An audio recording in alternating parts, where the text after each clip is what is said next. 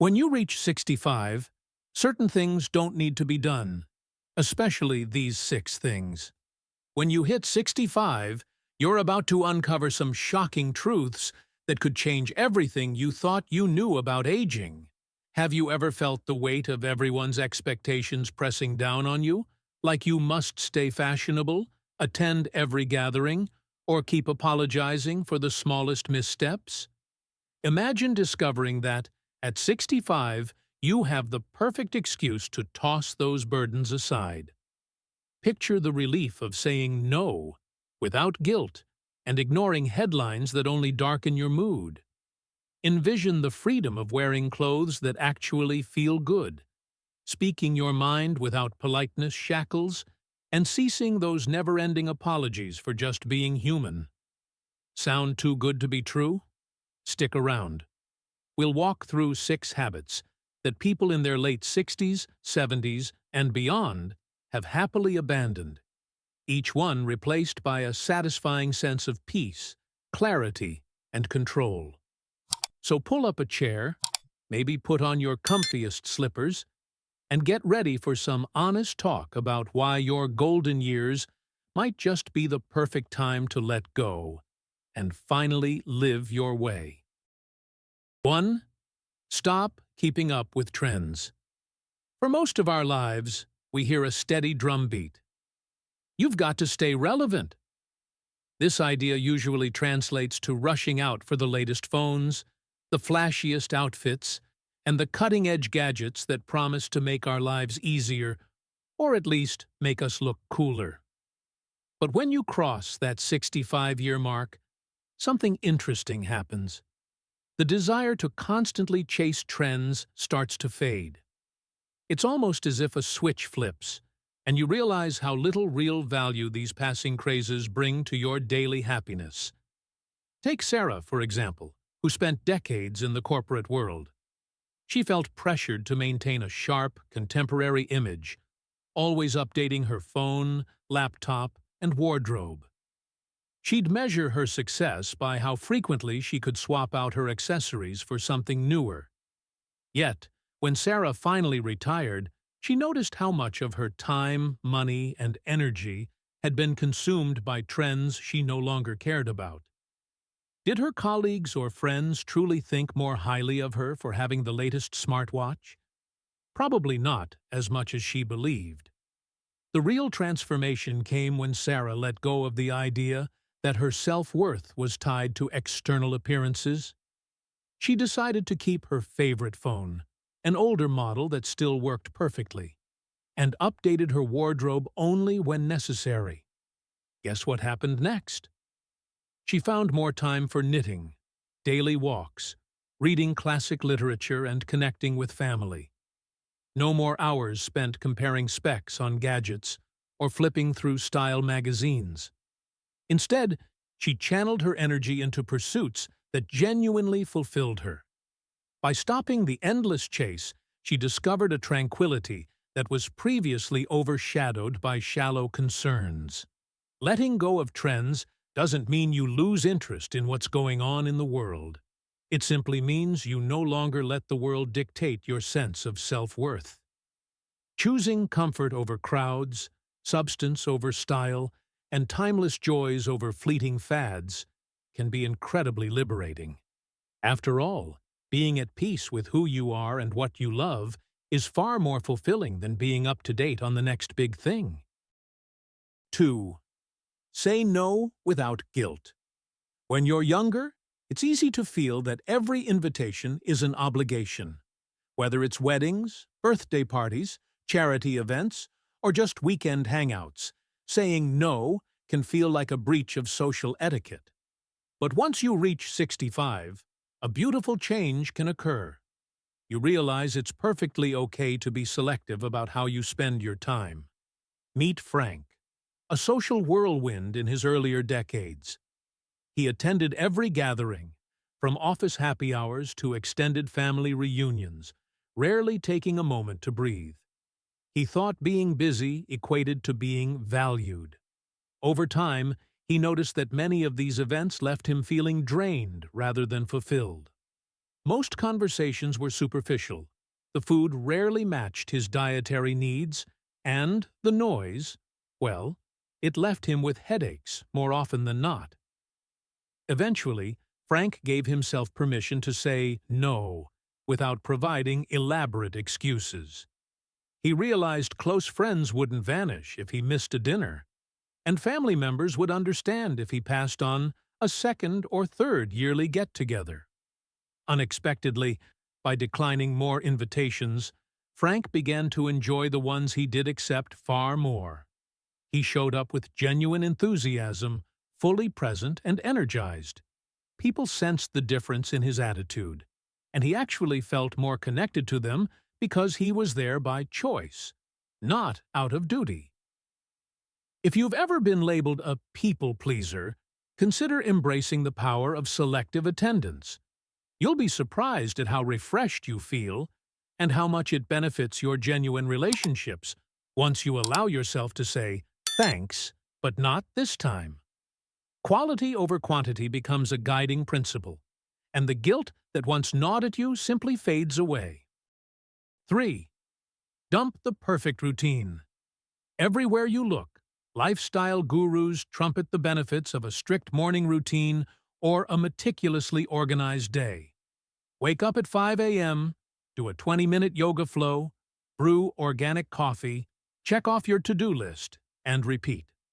While routines can be helpful, they can also become suffocating as we age, especially when there's no real need to keep sprinting on that hamster wheel. Margaret, at 67, found herself following a disciplined schedule even after retirement. Why? Because she'd always been told that staying regimented was the key to aging well. She'd start her day with an early alarm, a quick shower, a carefully portioned breakfast, then a day full of errands, volunteer shifts, and so-called productive tasks. She felt a sense of accomplishment, sure, but where was the joy? One morning, she hit snooze, just once, and found herself rising at a gentler hour. That small deviation sparked a larger realization. She didn't have to do everything on autopilot. Some days, she wanted an hour of reading in bed. Other days, she felt like taking a walk in the afternoon sunshine instead of doing it at 7 a.m. Freed from the tyranny of her checklist, she discovered a deeper sense of satisfaction. Embracing flexibility allowed Margaret to rediscover hobbies like painting landscapes and learning to bake bread from scratch. She grew more spontaneous with her time, stepping back from the belief that every day must be a perfectly orchestrated production. The conclusion? Life flows more naturally when you listen to your body and emotions rather than forcing them into a rigid schedule. 4. Turn off the 24/7 news. We live in an era of constant news alerts, breaking headlines, and round-the-clock commentary. Whether it's the television, social media, or push notifications on your phone, it seems there's always something alarming unfolding somewhere. And if we're not careful, we can internalize the world's troubles until they weigh heavily on our hearts. Leonard, now 69, grew accustomed to ending each day in front of the TV, absorbing every grim detail about economic meltdowns, political squabbles, and global conflicts. He convinced himself that staying informed was his civic duty. Yet, over time, he noticed his mindset veering into gloom.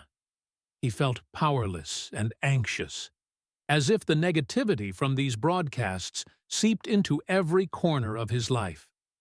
One day, Leonard decided to temporarily cut out nightly news. Instead of sipping tea with the anchor's grim expressions, he started reading uplifting novels, calling friends to chat, or watching classic comedies. He realized that significantly fewer negative thoughts occupied his mind. Surprisingly, when major events did happen, he still found out about them, through friends or a quick scan of headlines. He hadn't become uninformed, he'd simply taken control of how and when he digested information. The takeaway is that refusing to drown yourself in 24/7 updates isn't ignorance, it's self-care. By putting boundaries on news consumption, you protect your emotional well-being and open space for hobbies, personal growth, and genuine connection with people who matter in your daily life.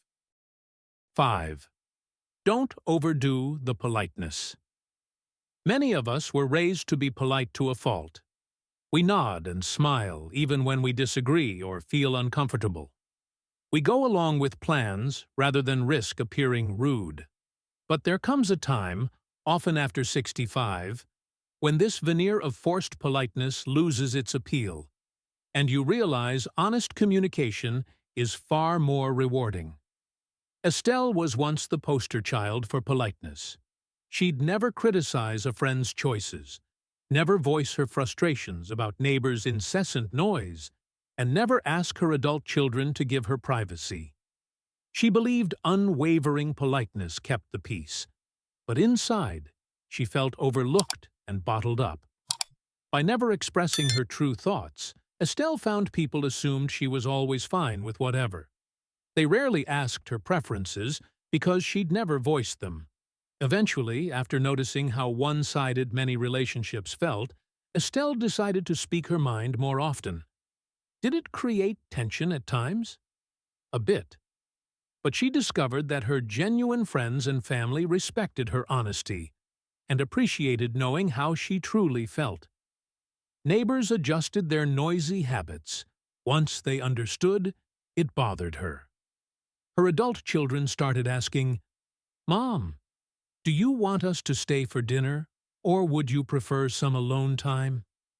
By relinquishing the role of perpetually agreeable host, Estelle built healthier, more authentic connections. Sometimes, a measured dose of candidness can open doors that relentless politeness keeps locked. 6. Limit the apologies. Have you ever caught yourself saying, "I'm sorry" for things that aren't even your fault? If so, you're not alone. We apologize when someone else bumps into us, or if our opinion seems even slightly different from the group. It's almost a reflex to minimize our presence or not inconvenience anyone else. George, 70, used to apologize so frequently that friends teased him about it. If he occupied a seat someone else wanted, if he spoke for 5 seconds too long, if he asked a waiter to correct a wrong order, he'd be apologizing up and down. Subconsciously, he felt he was in the way. But as George looked around, he noticed others confidently took their space in the world without apologizing. Was he truly at fault for every small mishap? Eventually, George decided he'd only apologize for actual mistakes, when he'd truly hurt someone or broken a promise. For lesser grievances, a quick "excuse me" or "pardon me" suffices. Remarkably, his relationships improved. People saw that George was no longer timid or self-effacing, which made them treat him with greater respect. He discovered that a well-placed apology carries far more weight when it's used sparingly and sincerely, rather than tossed around for every tiny bump in the road. In conclusion, let's take a moment to recap. You don't need to chase every trend or automatically say yes to every invitation. You can safely dismiss the notion of a perfect daily routine, tune out the relentless news cycle, replace excessive politeness with honest communication, and stop apologizing for being yourself. Each of these shifts can profoundly reduce stress and elevate your sense of well-being. By letting go of obligations you've outgrown, you free your mind and heart to focus on experiences that truly bring you joy, whether that's rediscovering a long-lost hobby, developing new friendships, or savoring peaceful moments alone. These 6 pointers aren't about rebelling against society. They're about honoring the wisdom that comes with age, the wisdom that says it's perfectly fine to live on your own terms. I'd love to hear from you. Which of these lessons speaks loudest to you? And what have you let go of lately? Let's keep this conversation going and inspire each other toward happier, more authentic lives.